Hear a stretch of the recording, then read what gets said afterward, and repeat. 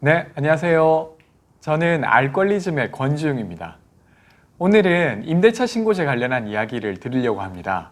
임대차 신고제는 전월세 신고제라고도 하는 제도인데요. 그러니까 주택을 임대계약을 맺었을 때도 그것을 의무적으로 신고하는 제도를 말합니다.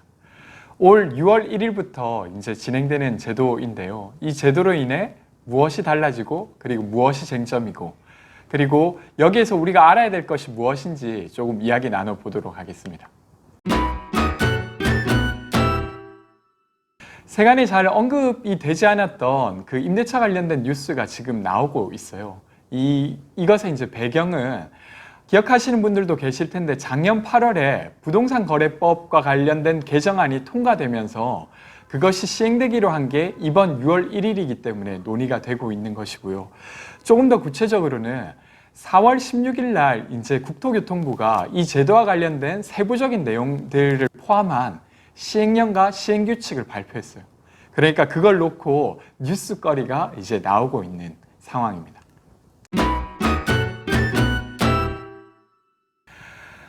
이 임대차 신고제는 사실은 처음 들었을 때 매매거래 신고제를 떠올리셨을 것 같아요.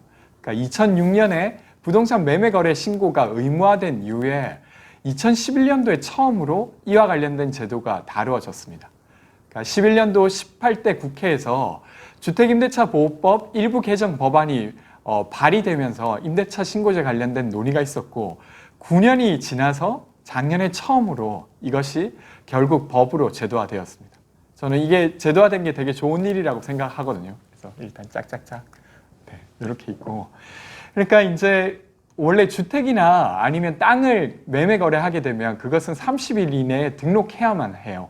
그래서 그것이 등록되게 되면 저희가 국토교통부 사이트에 들어가서 몇 층짜리 아파트가 그리고 면적이 얼마짜리가 그리고 어디에 있는 위치에 있는 주택이 얼마에 언제 거래되었는지를 저희가 알 수 있게 되거든요. 근데 그런 것들을 가지고 사람들이 지금 우리가 사려고 하는 어떤 아파트 가격이 적절하다 아니다를 판단하곤 합니다. 근데 그와 같은 일이 이제 임대차 신고제에도 적용되어서 논의될 수 있게 그러니까 여러분들이 이제 정보를 얻을 수 있게 하는 제도가 이제 만들어진 것이죠. 몇 가지 이제 궁금하신 것이 있을 텐데요. 신고 내용에 무엇까지 포함될까? 라고 하는 부분이 궁금하실 수 있는데 임대 계약서에 들어가는 거의 대부분이 포함된다고 보시면 됩니다. 그러니까 어디에 위치한 주택이고 그리고 어떤 면적이고 몇 층에 존재하는 주택이고 그리고 그것이 언제 거래되고 보증금은 얼마, 월세는 얼마 그리고 임대 계약 기간은 얼마인지 이런 것들이 포함된다고 보시면 되고요. 약간 이와 관련된 쟁점으로는 사실 이제 원룸 같은 경우에는 아예 정액으로 고정된 관리비가 있는 경우도 있잖아요. 그러니까 어디 갔는데 부동산에 그 주택이 보증금 1,000만 원에 월세가 30만 원이라고 해서 딱 갔더니 고정 관리비가 15만 원이다. 이러면 사실 그 정보도 되게 중요한데 그런 것들을 포함시킬 거냐 말 거냐가 지금 쟁점으로 남아 있긴 있습니다. 근데 어쨌건 그것은 지금 기준으로는 포함되는 것은 아닌 상태로 있고요. 그래서 임대 계약서에 포함된 내용들이 대부분 포함된다고 보시면 되고요. 두 번째로는 모든 주택이 임대 거래가 될 때 다 여기에 신고해야만 하는 것이냐라고 했을 때 그렇진 않은 상황이에요. 지금 이제 시행되는 제도는 6천만 원 이하의 주택, 그리고 월세 30만 원 이하의 주택, 그리고 경기도가 아닌 도의 군 단위 주택들은 제외하고 나머지 주택들은 임대 계약이 성사되면 30일 이내에 이제 신고해야 되는 게 지금 내용입니다. 그래서 이것이 이렇게 된 이유는 그러니까 너무 임대료가 적은 주택까지 이것을 신고하게 되면 그것이 신고가 안 됐을 경우 그것을 과태료를 내야 될 의무가 거기에 살고 있는 사람들도 과태료를 내야 되는 상황이거든요. 그래서 그런 부분을 조금 보호하기 위해서 단계적으로 이렇게 시행하고 있다라고 주장하는 측이 있고요. 근데 또 반대로 지금 이렇게 이제 차등적으로 이렇게 신고 대상을 정할 게 아니라 모든 주택에 한해서 신고하게 하고 일부 발생할 수 있는 부작용은 좀 다른 방식으로 보완해야 되지 않느냐 이런 이야기들이 좀 쟁점으로 남아 있긴 합니다. 그리고 마지막으로 이 제도가 도입될 때 세금과 관련된 논의가 많이 나왔어요. 그러니까 임대 거래를 신고하게 해서 이걸로 세금 부과하려고 하는 거 아니냐라고 하는 질문들이 있었는데 이것은 국토부가 명확하게 답변을 했습니다. 임대차 신고제는 임대소득과 과세와는 전혀 상관없다. 이렇게 일단 이야기를 한 바 있는 만큼 아마 그렇게 연관되지는 않을 것 같아요. 그래서 이렇게 해서 간단히 이 제도에 대한 이야기를 드렸고요.